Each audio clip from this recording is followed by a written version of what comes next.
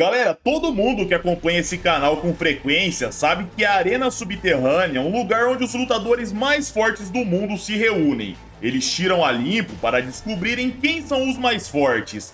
Por mais que aconteça no submundo das lutas, a glória e a fama é algo que você recebe nesse lugar. As pessoas que vencem se tornam lendas pela internet. O Baki e o Yujiro, eles são contados como mitos. Porém, existe um lugar que é ainda mais assustador que a Arena Subterrânea. E provavelmente não muito de vocês conhecem esse lugar. Eu tô falando do Parque de Diversões. E em Baki Gaiden Yuente era dito por alguém: se eu já estive no Parque de Diversões? Não, eu nunca estive, lá é muito assustador. Mas óbvio, não é que eu tenha medo de morrer, mas lá é o caminho para a morte. Então a Arena Subterrânea já é o suficiente para mim. Mas não confunda as coisas, abaixo do Tokyo Dome, na Arena Subterrânea, você também arrisca sua vida estando lá. Mas no Parque de Diversões é diferente. Restrições de armas, Bushido, o caminho do guerreiro? Pode esquecer todas essas coisas, não existe nada disso lá. Então, nenhuma quantia em dinheiro seria o suficiente para me fazer ir num lugar como esse. Onde que fica? Eu não faço ideia e eu nem quero saber. Mas ei, por que você está me perguntando sobre um lugar como esse afinal? Você não tá pensando em ir para lá, né? A cena ia para uma prisão, galera, e lá nos era mostrado Yanagi, ferido após ter enfrentado Yujiro Hama e ter ido para a prisão. E era dito por um outro alguém: quer saber como o Ryuko Yanagi está? Ele tá calmo hoje em dia. Tem um dos nossos guardas que conta uma história sobre esse homem. No passado, ele era considerado o mais desprezível entre todos os condenados à morte. Mas hoje em dia, ele passa o tempo todo sentado na sua cama, sem dizer uma palavra sequer. Provavelmente, ele nem pode falar mais, afinal, ele perdeu sua mandíbula. Você tá duvidando? Eu tô falando sério. Depois de levar um tapa de Yujiro Hama, o lado acertado foi arrancado. Ele é extremamente sortudo por estar vivo para falar a verdade. Ocasionalmente, eu até vejo ele por alguns segundos. Ele olha pra mim e eu posso ver fogo no olho desse cara ainda. Um fogo azul e brilhante, queimando por detrás daqueles olhos. É realmente assustador, mas é claro, não é preciso ter medo dele estourar a gaiola como daquela outra vez. Nós aprendemos com o nosso erro. Essa gaiola foi construída com um plástico feito especialmente para ele.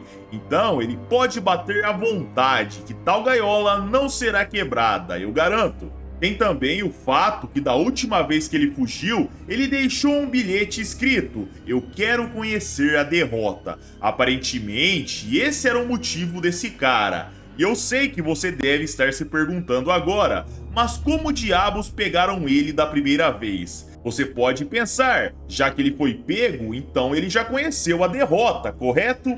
E sim, nós não temos necessidade de esconder mais isso. Esse segredo vai ser exposto. Então você pensou certo. Tem um cara que pegou ele uma vez. O nome dele? Eu me esqueci. Eu ouvi um pouco da história uma vez. Aconteceu há uns 5 anos atrás. Ouvi dizer que ele era apenas um adolescente. E nessa hora, galera, nos era mostrado Mumon Katsuragi, o irmão mais velho de Katsumi Orochi que não foi adotado por Doppo. Foi ele quem prendeu Yanagi. Atrás dele, um outro homem. E a história ia para 5 anos atrás, a partir do momento que Yanagi acabava de ser preso por ter sido derrotado pelo ogro. Numa noite de lua cheia, um ferro velho nos era mostrado.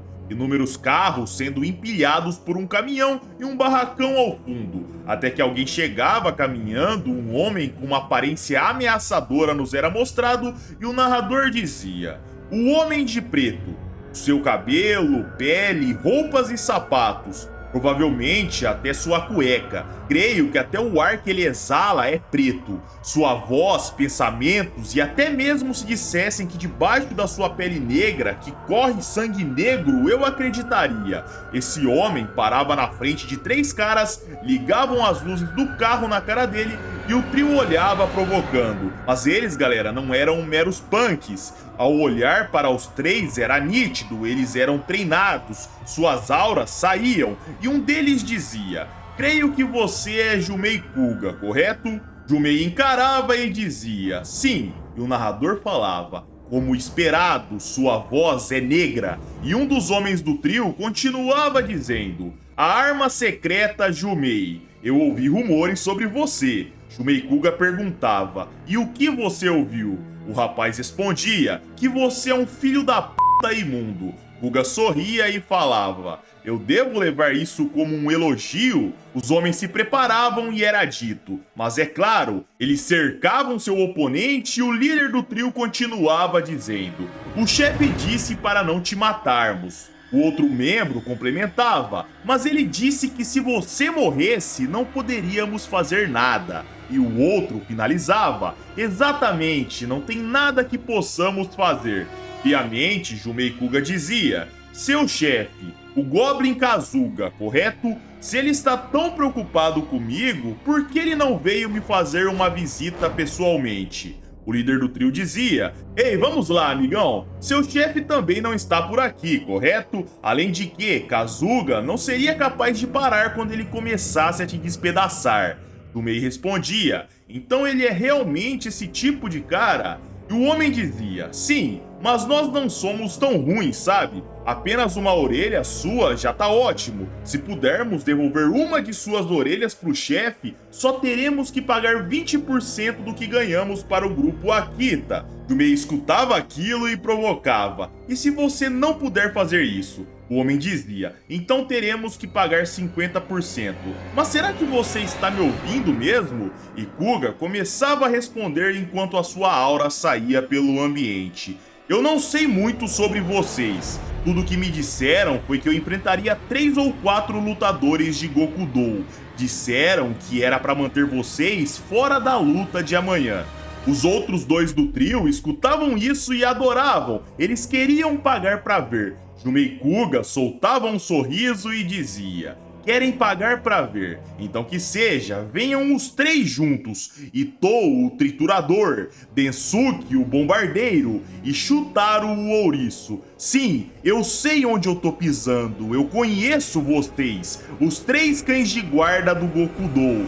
E era dito por um deles: "Estou emocionado. A arma secreta Jumei me conhece, mas vamos lá. Já que significamos algo para o Sr. Kuga, vamos mostrar para esse babaca a nossa dança." De repente, eles começavam a bater palmas, brincando e rodeando seu oponente, e em seguida eles começavam a arrancar as portas dos carros com a força de seus braços. Mas para a surpresa de Jumei, eles começavam a atacar o líder deles. Porém, o líder adorava.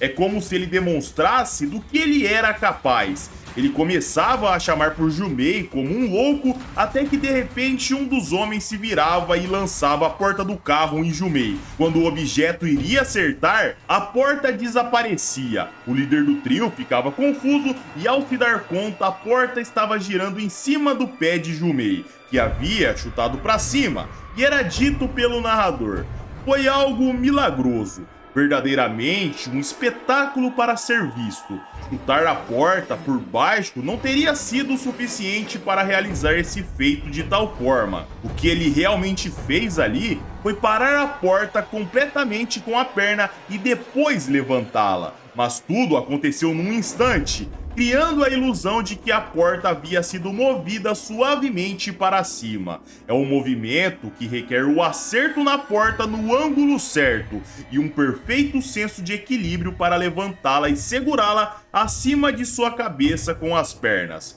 O narrador terminava de contar e Jumei dizia: "Que chato." Densuke, o bombardeiro, o encarava e em seguida disparava atacando. Porém, num instante, o calcanhar de Kuga acertava seu crânio. O movimento de perna, galera, aconteceu numa velocidade tão extrema que a porta permanecia no ar. Rapidamente, Shutaro estava chegando para atacar, mas aquela velocidade era tão baixa para Jumei que tudo acontecia como se estivesse em câmera lenta. A porta que ele jogou para cima com o pé começava a cair e quando chegava na altura da sua perna, ele a pegava e colocava contra o ataque do seu oponente. Shutaro se reposicionava e disparava novamente. Ele agarrava Jumei, mas quando ele tocava, de repente Kuga se soltava do agarrão com a força do seu corpo e acertava o rosto de Shutaro. A cabeça do inimigo ia para trás e ele desmaiava convulsionando, mas rapidamente Densuke, o bombardeiro, aparecia respondendo com um soco,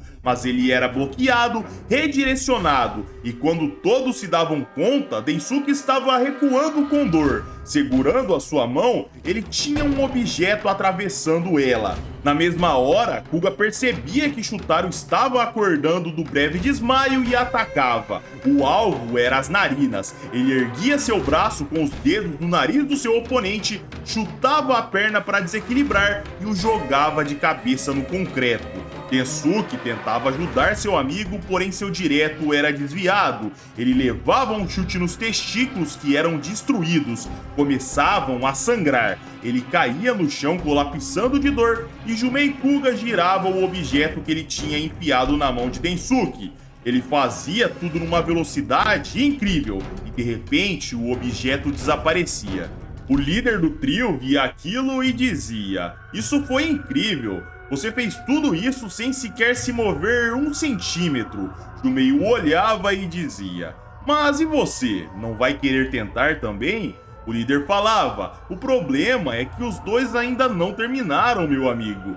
Jumei Kuga nessa hora soltava um sorriso maligno e os lutadores se levantavam. Em seguida diziam: "Peraí, parte do meu cérebro saiu quando ele me jogou no chão?" O outro falava: "Não se preocupe, você não pode ficar mais burro do que já é."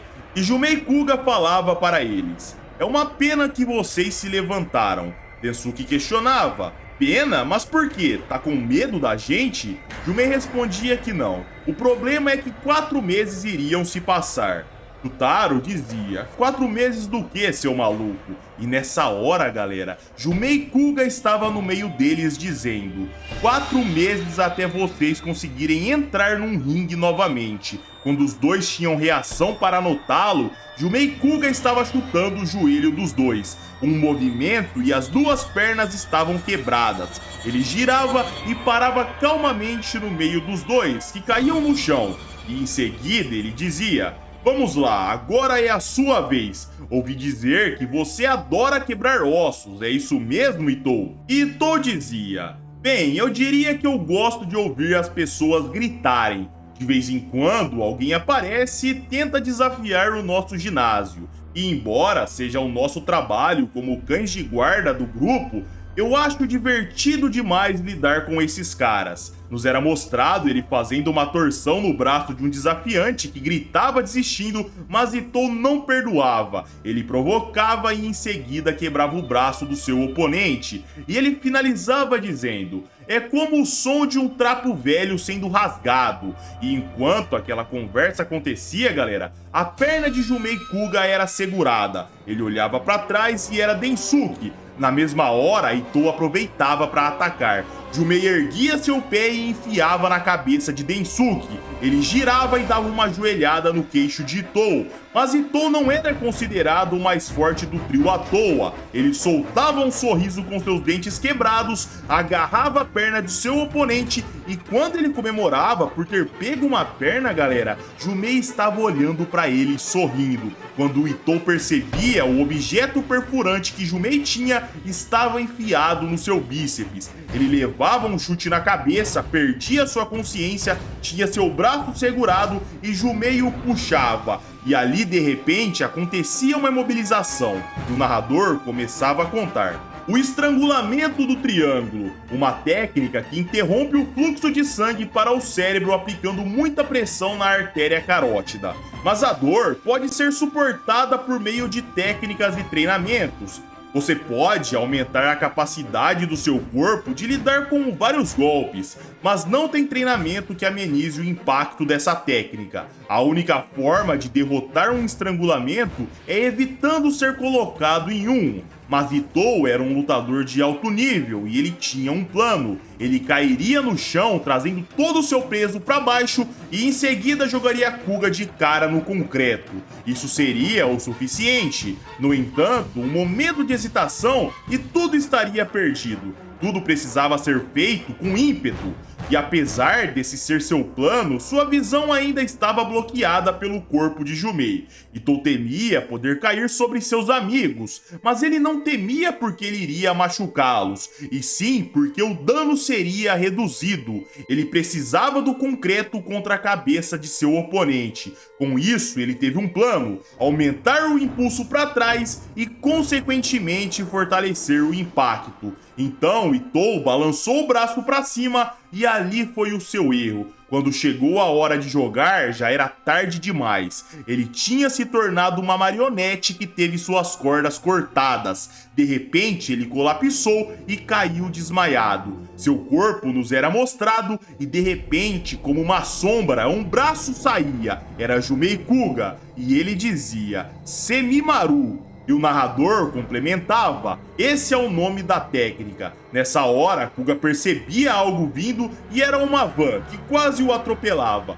Porém, Kuga desviava sem problemas, a van fazia um retorno, só que de repente, galera, alguém aparecia em cima dele. Jumei olhava e um rapaz pulava por cima. E em seguida ele dizia: Hey Kuga, muito obrigado. O rapaz parava na frente da van que voltava para atropelá-los e o garoto continuava dizendo, se preparando: eu aprendi muito com você. Então, para agradecer, que tal eu assumir as coisas daqui em diante? Ele disparava para frente da van e se jogava nela. Ele batia e Kuga olhava pensando: Mawari Ukemi. Ele usou essa técnica para matar o impacto da colisão? Nos era mostrado o garoto girando pela superfície do automóvel sem tomar dano algum, a van batia na pilha de carros em seguida e o garoto parava em pé e em seguida dizia: me desculpa, Kuga, eu odeio te incomodar no trabalho. Kuga se irritava e perguntava: mas quem diabos é você, garoto? E ele dizia: uou, que sede de sangue assustadora que você colocou pra fora agora. Eu só tô aqui pra te fazer algumas perguntinhas. Irritado, Kuga dizia: eu não perguntei o que você veio fazer aqui. Perguntei quem é você. O garoto erguia seu boné e dizia: eu sou Mumon Katsuragi. E o narrador finalizava: uma pessoa forte apareceu. E aqui, galera, me permitam dar o contexto para vocês. Esse rapaz é o irmão mais velho de Katsumi Orochi. Mas por que a aparência dele é mais jovial que a do Katsumi? Porque esse momento da obra, galera, trata-se de 5 anos antes do momento em que os prisioneiros apareceram. Vocês se lembram do Katsumi lutando contra o Doyle? Então, esse acontecimento é 5 anos antes. Atualmente, o Momon está mais velho e diferente. Mas explicando um pouquinho melhor quem é Momon Katsuragi, se irmos para Baki, Son of Ogre, será mostrado a mãe biológica de Katsumi. Mais especificamente, galera, ela é mostrada momentos antes de começar a luta de seu filho contra o Piccolo. E essa mulher se chama Tsubasa Katsuragi. E ela também é a mãe do Momon. Mais pra frente eu vou entrar em detalhes de toda essa história. Então se vocês curtiram esse Gaiden, comentem, deixem um like para apoiar o nosso conteúdo, que iremos estar trazendo toda essa história para vocês. Bom, é isso, galera. Um abraço, fiquem com Deus e tamo junto!